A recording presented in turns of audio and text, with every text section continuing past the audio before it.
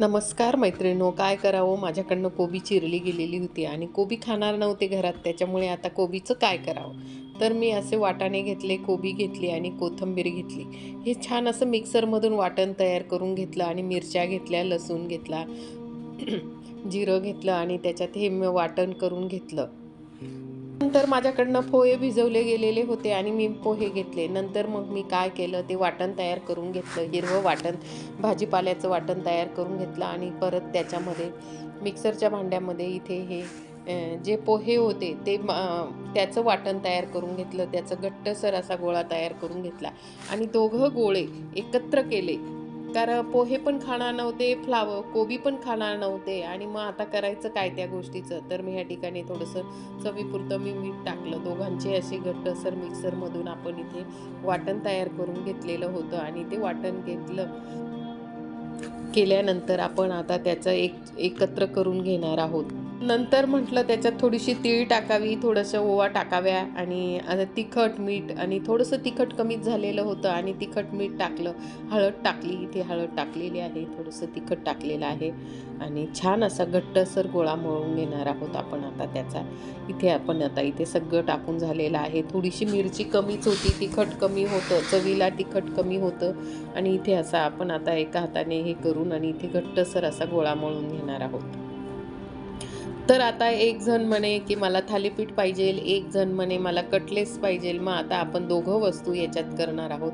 या ठिकाणी असा घट्टसर असा हा गोळा मळून झाल्यानंतर आणि कमी तेलाचा वापर करणार आहोत आपण. अगदी कमी तेलात आपण तळलेला पदार्थ करणार नाही, तळायचं जे आपण अगदी कमी याच्यात. तर ह्या ठिकाणी असा हा बघा, अशा पद्धतीने आपला हा घट्टसर गोळा मळून झालेला आहे, गोळा तयार झालेला आहे आणि त्याच्यात भाजीपाला असल्यामुळे छानच चव तर अगदी येते, छान मस्त.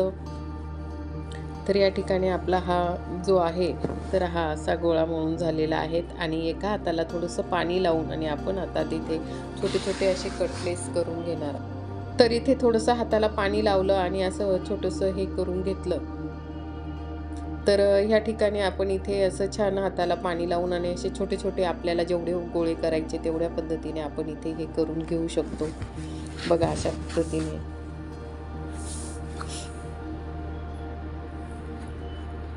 आणि असे मी पूर्ण 5-6 करून घेतलेले आहेत आणि बाकीचं पीठ तसंच ठेवलेलं आहे, बाकीचं जो आपण गोळा केला तसं. आणि एका बाजूला आता तवा आपण इथे गरम करायला ठेवलेला आहे. असे हे 5-6 तयार करून घेतलेले आहेत. हे बघा, अशा पद्धतीने आता इथे आपण हातावरच असे छान असे हे तयार करून घेतले.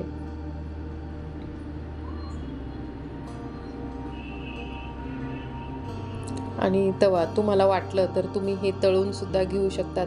तळून तर अगदी सुंदर कुरकुरीत येतात, पण मी तळायचे नव्हते आणि आपल्याला कमी तेलाचा वापर करायचा होता, त्याच्यामुळे आपण इथे मी कॅमेरा ॲडजस्ट केला आणि आता आपण इथे तवा ठेवलेला होता. तव्यावर इथे आपल्या जे तेलाचं भांडं आहे, तुम्हाला मी एक व्हिडिओ टाकलेला आहे की हे आम्ही असं छान असं हे तेलाचं 1/2 लिटर तेलाचं भांडं मागवलेलं आहे आणि त्याच्याने आपण इथेच तेल स्प्रे करून घेतलेला आहे आणि आता आपण त्याच्यावर ते कटलेस, छोटे छोटे कटलेस आपण याच्यावर ठेवणार आहोत आणि दोन्ही बाजूने छान असे शेकून घेणार आहोत. बघा, अशा पद्धतीने अगदी कमी तेलाचा वापर आणि आपण इथे सगळे असे ठेवून घेणार आहोत.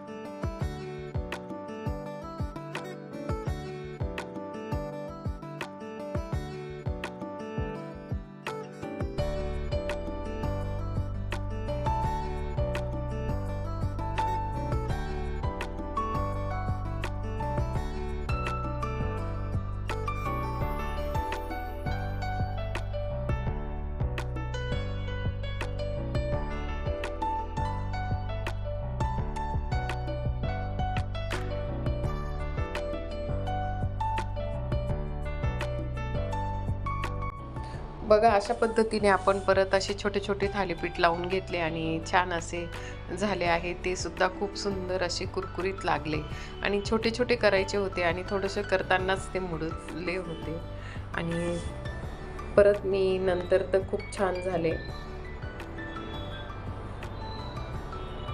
तर बघा अशा पद्धतीने आपण छोटे छोटे हे कटलेट्स तयार केल्यानंतर आपण छोटे छोटे थालीपीठसुद्धा तयार करून घेतले आणि असे छान मस्त. आणि जर आपण तळून घेतले तर तळल्यानंतर तर अगदी अप्रतिम लागतात. तुम्हाला माझा व्हिडिओ जर आवडला असेल लाईक शेअर सबस्क्राईब करा विसरू नका आणि असे नवनवीन व्हिडिओ मी नेहमी घेऊन येण्याचा प्रयत्न करत असते.